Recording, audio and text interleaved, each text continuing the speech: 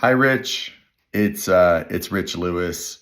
I wanted to create a video to report back on my personal change project and the successes thereof, and all that I learned through that. So, what I sought to change and am actively still seeking to change is is to essentially create a stronger connection with God, and specifically to create that connection with God first thing in the morning, shortly after I wake up. Uh, why at that time? I feel like there's a special time in the day. There's a special energy in the world. There's a special quiet and peace that comes early in the morning. And from past efforts, I've learned that that's a really good time for me to spend in quiet and contemplation and seeking that connection with God.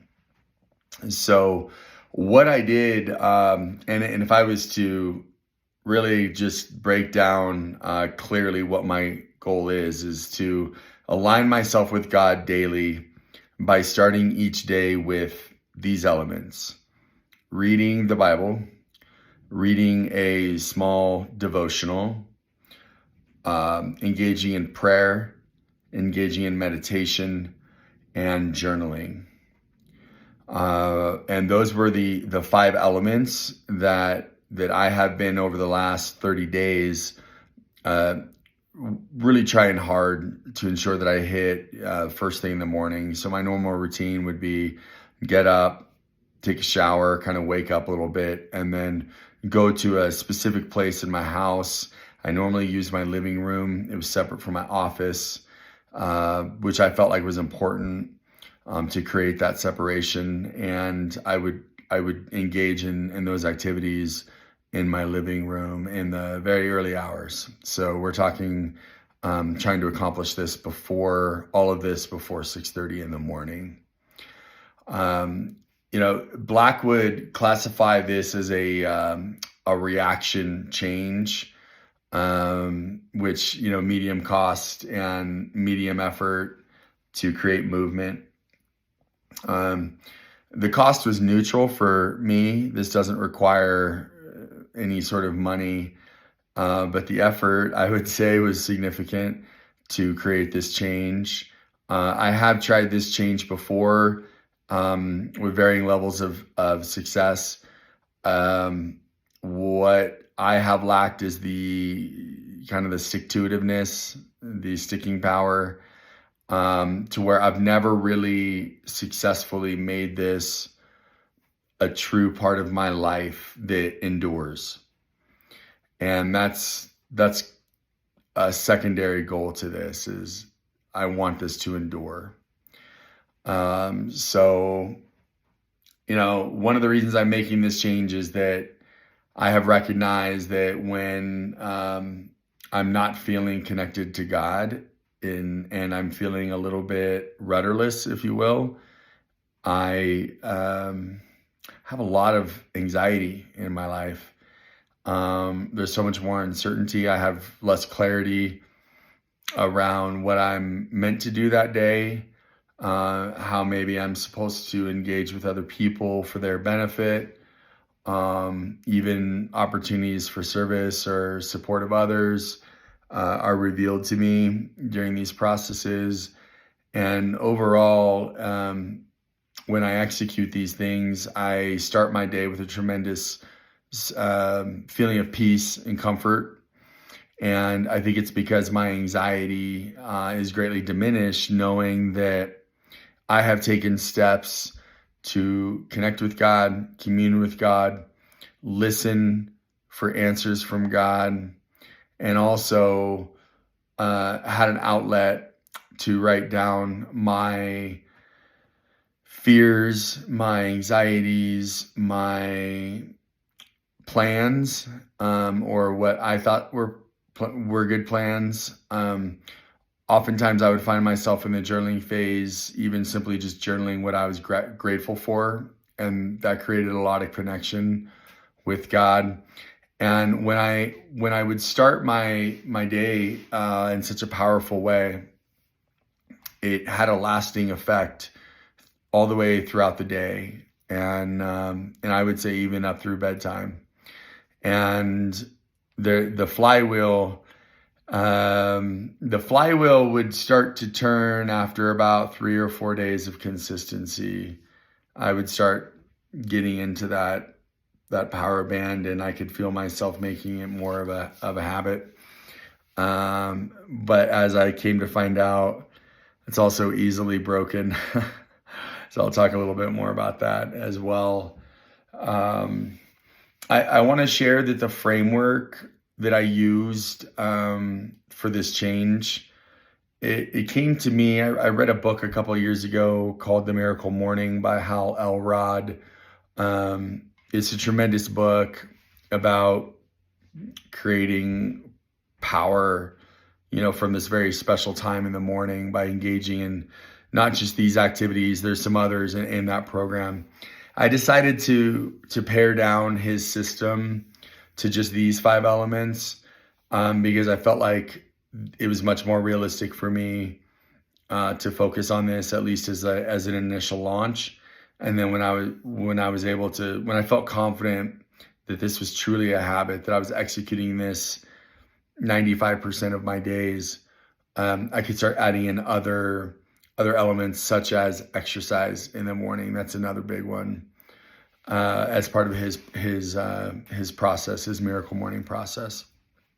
So not quite there yet. I didn't want to bite off too much more than I could chew, especially given this really busy time in my life. So as I go down what I've written up here, I guess I want to touch back on this idea that going back to Black's classification of types of change, this would be a reactive change. This was reactive to me recognizing that I just was having to I was having to rely more on medications in my life to ease my anxiety. I also was not, I didn't have clarity in terms of how I should conduct my day and prioritize certain things in my day.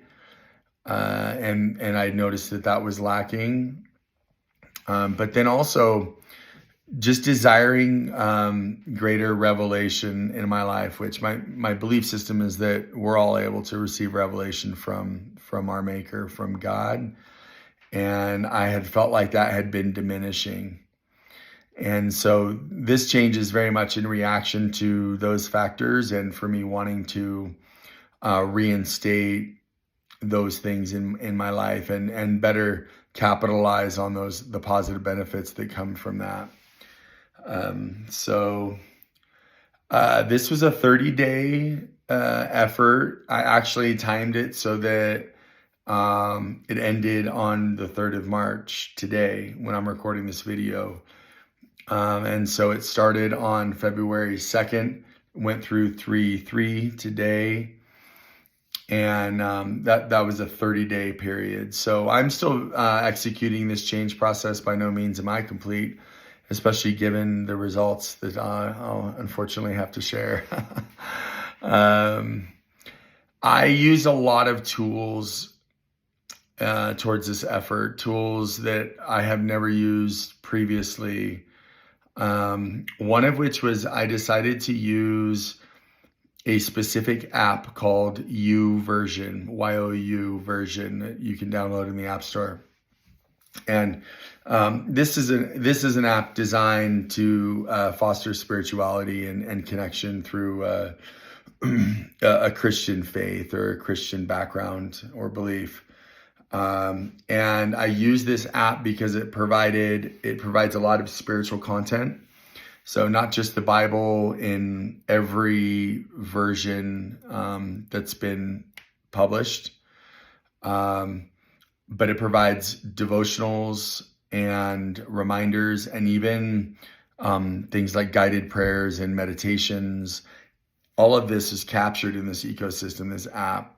So it's really helpful. The other thing is it does is it tracks your utilization of it. And so by simply opening up the app, it'll track a streak. If you, one of the things I also utilized in it was that I enrolled in a 30-day Bible study program commensurate with the length of this change effort for this class. And that tracks, whether you finished the study for that day or not. And the study included a devotional that was based off of a Bible passage. And so I would also use a journal, and the journal was really important for me. I tended to journal last in this process, but I'll get into how I executed the process here in a minute. I also used several other technology helps, if you will. The Apple Health app tracks your sleep and also will provide reminders about bedtime. You input what your sleep goals are, along with some scheduling pieces, and then it'll send you a reminder a half hour before you've told it you want to go to bed. And so that was really helpful as well, because I was getting alerts at 10:30 p.m. that I need to wrap up the day so I can be asleep by 11. That was really helpful. And then I used other alarms as well. So the alarm function on the iPhone is it's pretty robust. It in commensurate with your sleep goals, you can set up a certain alarm. And then of course there's your normal alarms. But what I would do is I set it up in conjunction with the health app so that I would also get a guaranteed 7 hours of sleep. So I'd sleep from 11 to 6. And then I would get an alarm to wake up both on my watch. So it's buzzing and kind of bugging me as I'm sleeping. And then I would also hear an audible alarm. And then I use the other alarms as like backup and then backup alarms. And the reason I really kind of went hard at the alarm piece is because in the past, what I found that has gotten me off track is simply getting up in the morning.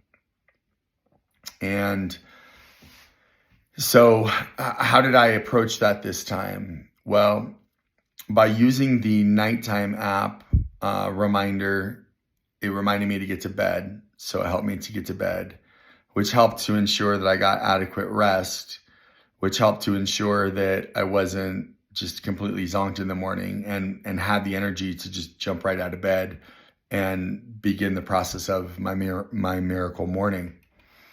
And that was my strategy with that.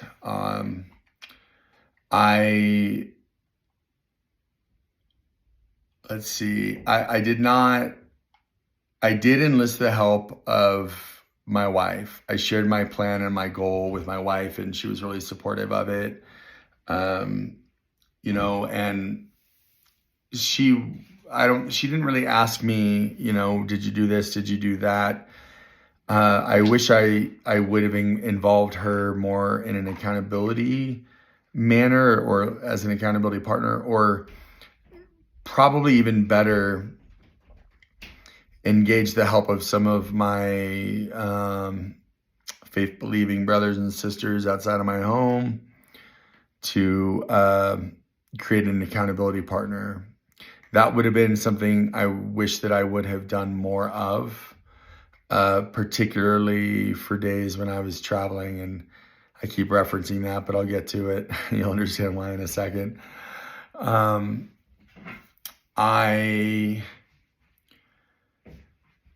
To take that a step further, I wish that I would have invited others not to just be my accountability partner, but to actually go about the change themselves, because I really believe in it. I really believe in the power of it.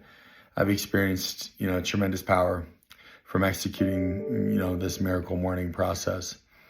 So that would have been an even further step, which was in line with my mission in this goal, and that's to help bring others to Christ, but also bring others to a sense of peace, and help reduce anxiety and worry in this world, and help people to receive the direction and the clarity that they need in their life in order to move forward and to accomplish their goals. That was a little bit of a secondary goal that I wish I would have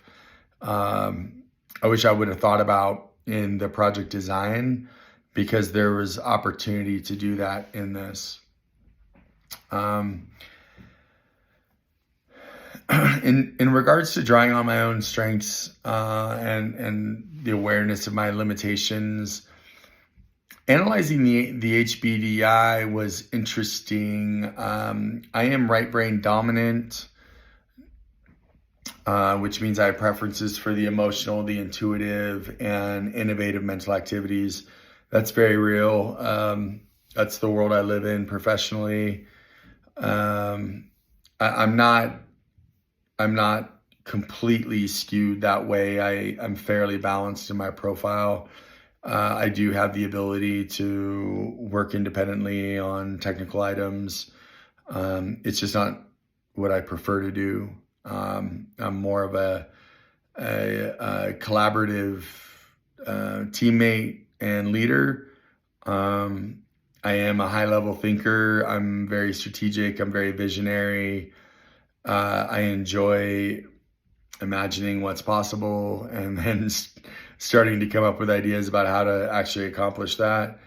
And so, with that, it keeps, what happens is that my mind is always racing, and my mind is always thinking about, well, what about this? And then, well, if this happened, what about this? And what could we build off of that? And, it's just very active. And it was helpful to see that in the HBDI. I knew a lot of that about myself from prior assessments, from other assessments, but it was confirmed in the HBDI assessment. So I guess that's kind of good to have confirmation that I am who all these tests say I am, and there's consistency there. A key takeaway, though, is that because I am a high level thinker, I enjoy being in the abstract and in conceptualizing.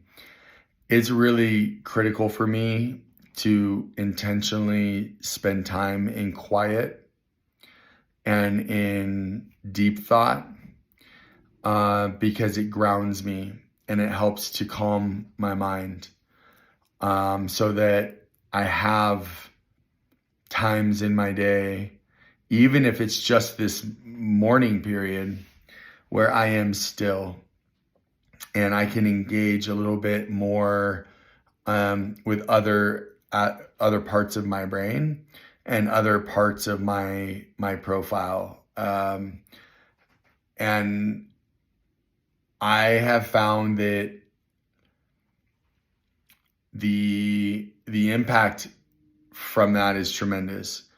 I typically am getting up from executing this process, and I feel really positive about my day. I feel like I have clear direction about how I need to behave personally, but also how I can better help others and serve others and get outside of myself. Because when I'm inside of myself, I tend to just live in a place of internal chaos, because I'm kind of like go, go, go. And I need that extraction from outside of my brain, which comes from finding this time of quiet and still and connection with a higher power. So that's been really tremendous. Let's see here. I did have higher scores in the upper quadrants, indicating preference towards logical, technical, innovative, and synthesizing mental activities, whereas higher scores in the lower quadrants are typically indicative of preferences toward emotional interpersonal, organized, and safekeeping mental activities. So I say that, and that's directly out of Herman's one of the papers Herman put out, Whole Brain Thinking and the Technical Overview Validity Experience. I guess I misspoke. I'm fairly balanced between upper and lower modes. Fairly balanced there. But I'm more imbalanced right versus left. I'm a 2-2-1-1. And so my 2 1s are on the right side. But I have a 1 and a 2 in each of the upper and lower. So I'm more balanced from that perspective. And that was helpful in this. As I read the Bible, it gets my mind. One, I find that depending on which Bible you're reading, let's just focus on the New Testament. There's a lot of crazy in the Old Testament. But in the New Testament, there's a lot of love in the Bible. And so a lot of messages around loving in the Bible. And so focusing or reading that daily helped me to feel that love of God early on. And that's comforting. That's reassuring. Reading the devotional got my intellectual thoughts going, which was helpful, kind of wake me up a little bit and get me thinking. The meditation piece was really important because after I read the Bible and read a devotional, I had things to think about.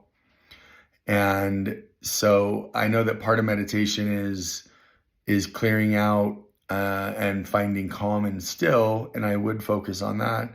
But I would also focus on meditating upon what I wanted to ask God in my prayer. Ask God about what I was supposed to do that day, what His will for me was that day, and essentially how I could help others during that day. And so that created a lot of clarity as I went to prayer and prayed about those things that I felt like I should do and received confirmation of that from Him. And then also ask for, have that opportunity to ask for additional insights. And sometimes I would actually meditate again as just kind of an opportunity just to listen and just be quiet and listen for answers to those questions, whatever I'd posed to Him. And then the journaling piece I usually did last because through the process of introspection and listening and asking questions, I would then have, my mind would be going and I would have an opportunity to kind of get things out on paper. And sometimes I was even still feeling anxious or restless. I could get out, those fears or anxieties out on paper. Sometimes I was at a little bit of a writer's block, if you will. And I would often just resort to writing out lists of gratitude, which also helped me to feel connected to God, recognizing where all the ways that I've been blessed. Or sometimes I would just write thoughts and ideas that had come to me. Whatever it was, I didn't hold to a real strict journaling or prescribed journaling regimen or method. It was more free flow. And if you go back through my journal, it's all over the place. Everything from journaling about, my family and concerns about my kids to, work or, what am I supposed to do today to help another person? So that was really, really important. To initiate these processes, I did a few things. One, I spent time evaluating what it was I was really desiring to change. Was it that I wanted to just have this time of Zen in the morning, getting myself out of bed earlier and getting on my day earlier? Or was it that I really wanted to create a stronger connection and a stronger relationship with God. And it's the latter. I was able to narrow down my why for this to that. And so another thing I did is I worked on my belief in my ability to do it. Change starts with the belief that you can actually accomplish it. And so in order to do that, I developed my belief that I could make the necessary changes to my routine and different processes that I used. I kind of relied upon the past. I've been successful at this in the past. I've just always had stops and starts, and that's what I'm trying to eliminate here. So I reflected upon periods where I've done this really well in the past, and what the outcome and effect was upon me personally. And so that was something I learned from this. That was part of me trying to create that contrast, and really see the need for the change. And so that I went down that path. Other thing I did was I set up an Apple Health app, to remind me about my bedtime. I know I shared that. So at 10:30, I'd get a reminder, hey, you got to be in bed by 11. And the reason that was so important is because past failures, I actually was able to trace back to not a failure the morning of, but it was a failure because I didn't properly prepare the night before. I didn't set myself up for success in the morning by getting to bed and having I have all of my materials in one place in my office. I come in and I grab them, and then, would go to a separate place that was quiet and designated, more for that activity to trigger my brain that, hey, it's time to engage in this. This is what we're going to do right now, and let's focus right here. So that was something different than before. I also added several other alarms. I also started using my Apple Watch as one of those alarms, and as also a wearable monitor to track my overall sleep, because as you'll see here, sleep was really critical part of the success here. Because if I wasn't getting enough sleep, then it was really, really hard to get up in the morning. If I was successful in getting 7 hours or more, it was never a hard time, to spring out of bed and move right into action towards this. Pardon my yawn. I guess I didn't get 7 hours of sleep. And then I used, so I had backup alarms, multiple backup alarms, along with my watch alarm that would buzz on my arm, and I'd feel it physically. I used an app called the YouVersion app, and that provided the content. There's a Bible in there. It has every version. If I wanted to read other versions, the devotionals, there was reminders, and then it tracked. So one of the things that I did was I signed up for a 30-day Bible Essentials Challenge, and it would track whether or not I completed it. And that was my benchmark. That was how I was evaluating whether or not I was successful or not, is by the end of the 30 days, how many days did I miss going through that 30-day of essential Bible content, if you will. And so there's a check mark for each day. And I could very clearly see whether I'd been successful or not. And then the journal, again, I wouldn't be too prescriptive on what I would journal or what the format was. I would just kind of let my thoughts and ideas flow. Key learnings about implementing this change. I would say that I learned that success is not as largely determined by what I did the day of. So in the morning, it was more largely determined by what I did the night before, whether or not I set myself up for success. I had to create a new routine for when I traveled. The results, and maybe I'm skipping ahead here, but this is in response to what the results were. So my results were that out of 30 days, I successfully executed this on 22 days. If you break it down even further, and that's only a 73% success rate, I don't feel super great about that. I definitely know I can do better. But if you break it down even further, on the 8 missed days, 7 were when I had travel. Whether it was an actual travel day, or I was already on the road and engaged in whatever I needed to be engaged in that day for work or to support my family or whatever it was.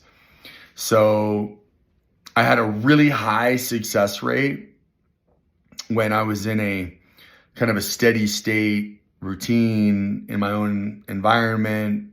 I could control factors and things like that. I had a really, really high failure rate when I did not have, those processes in place, kind of the known environment around me, the controllable environment. That was a big learning.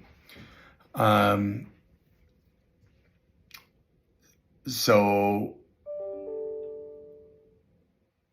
I would say that what I learned, additional things I learned about myself, and this is from the HBDI, when I'm under pressure, I learned I become more emotional in my decision making, and I move out of my primary quadrant, which is the upper right quadrant. I move out of D more and more into C, the lower right, and there's a lot of feelings based there in C.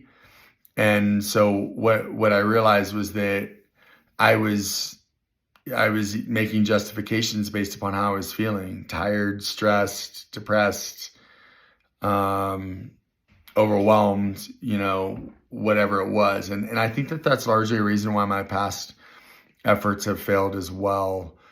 James Clear in Atomic Habits, he really astutely articulates how systems or people, when they're trying to make, organizations or people, when they're trying to make changes, they don't rise to the level of their ambition or their goal.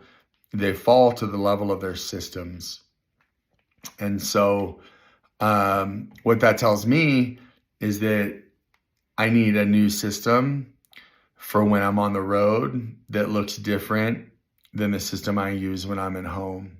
I can't rely on this same thing because the factors and variables have changed. So that was a big realization for me.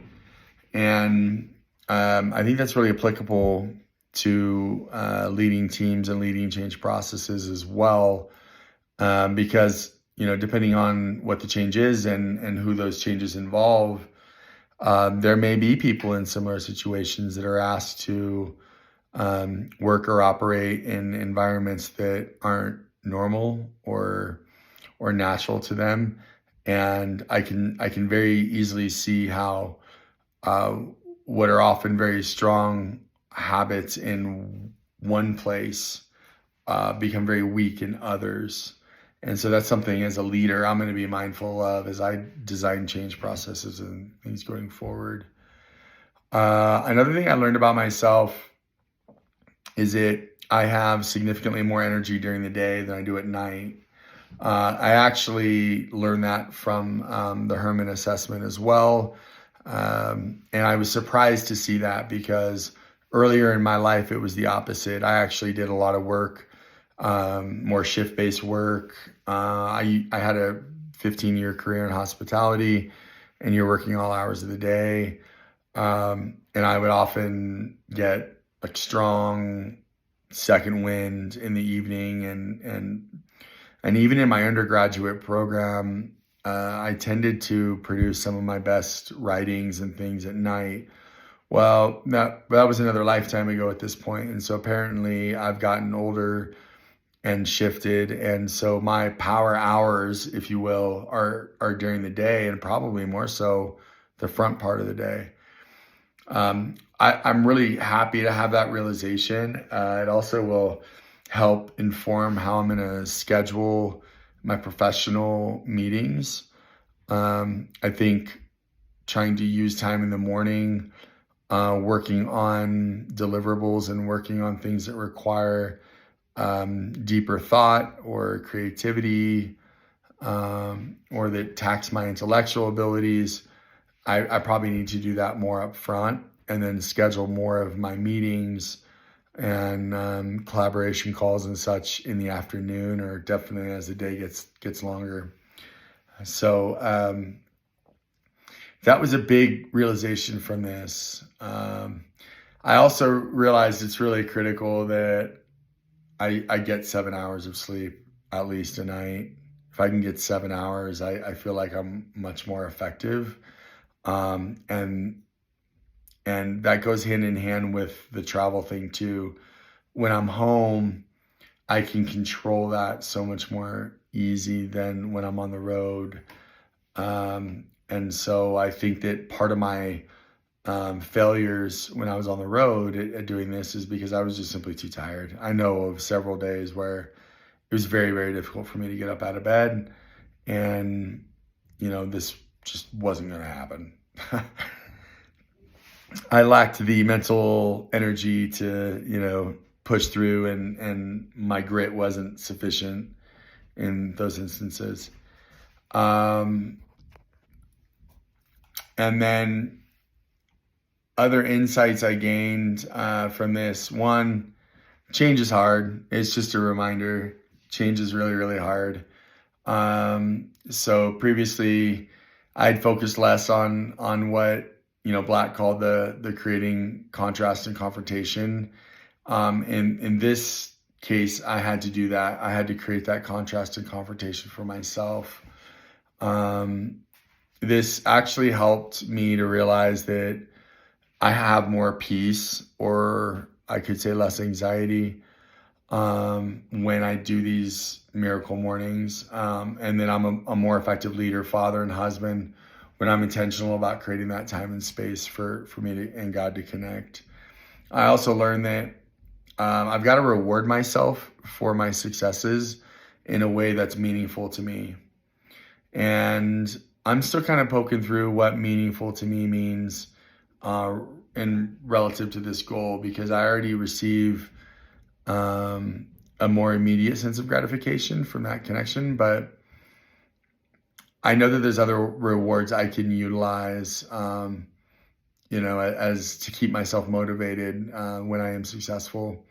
And then I learned that the systems I implemented were incredibly helpful towards keeping me on track. I had to rely a lot less on my grit and willpower because I had systems there that were a backstop for me.